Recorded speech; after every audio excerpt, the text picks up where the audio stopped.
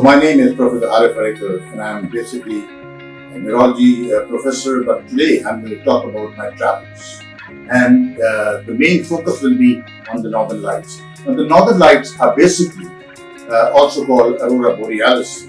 And the question is, where are they found? Of course, they're found very close to the Arctic Circle, basically.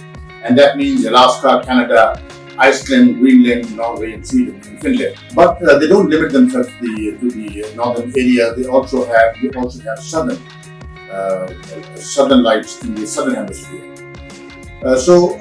What happens really? When the solar wind gets past the magnetic field and travels toward the Earth, it runs into the atmosphere. The protons and electrons from the solar wind hit the particles in the Earth's atmosphere. They release energy.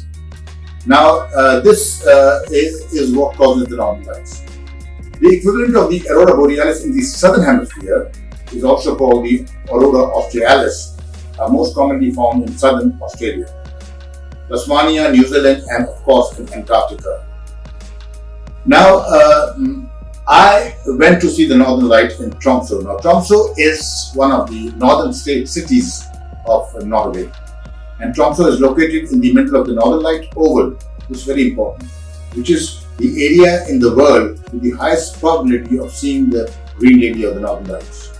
This means that there will be always a chance to see the Northern Lights in Tromso region, regardless of the sun's cycle. Continuing on, there are many different types of tours that one can take in the Northern Lights chase or experience. A Northern Light chase is usually one in a vehicle where you meet at a central place in Tromso in the early evening or late afternoon and then drive to find the lights. The sky is clear and there is a strong focus for the Northern Lights. That night you might not need to drive very far. We had to. However, if the weather is cloudy, as it happened with us, we had to chase it a bit further. So one has to be prepared for this.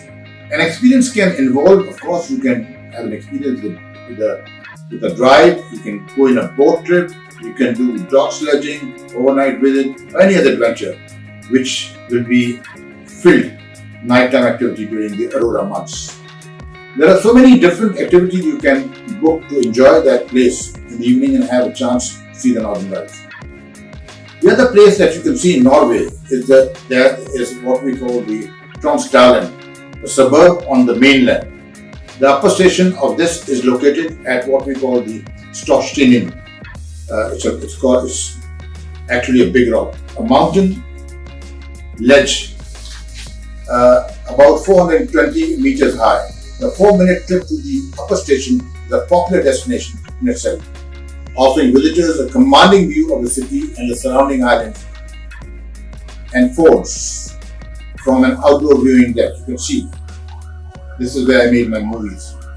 Food and drink, of course, can be served at the restaurants here. Many passengers use the tramway as a launching point for hikes to various mountains in the area. And of course, it is a very good place to also see the Northern Lights.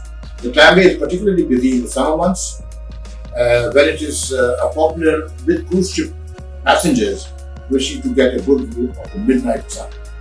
In winter, the cable car operates from 10 a.m. to 10 p.m.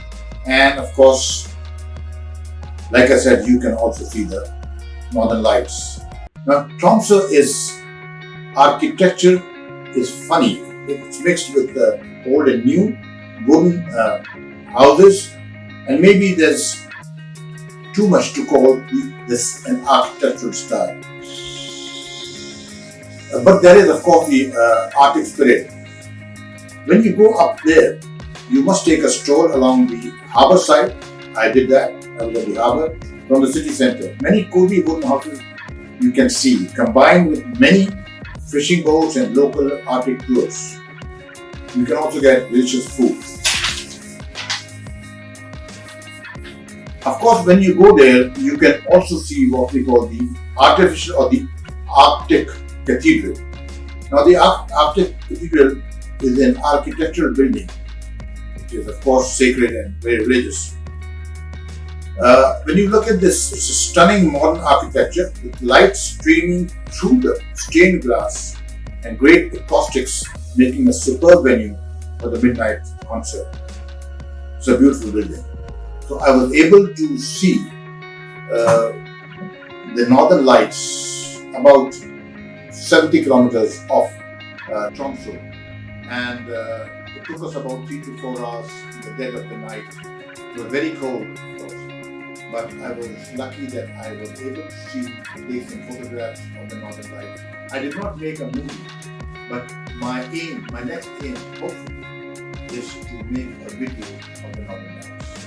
I hope you enjoyed this video, and if you have, do subscribe to our channel. We have much more to offer to you in the coming videos. Thank you very much. And when they're even really stronger, then you see a corona, which is like the big crown above your head. Then it's really nice. But it's already nice now with the nice thick band on the right side. And there are different colors actually you see on northern lights. You're probably familiar with green color on northern lights. You see on many pictures and videos advertised. But you can actually see a couple of different colors. So green is the most common one, of course, which happens when these lights are released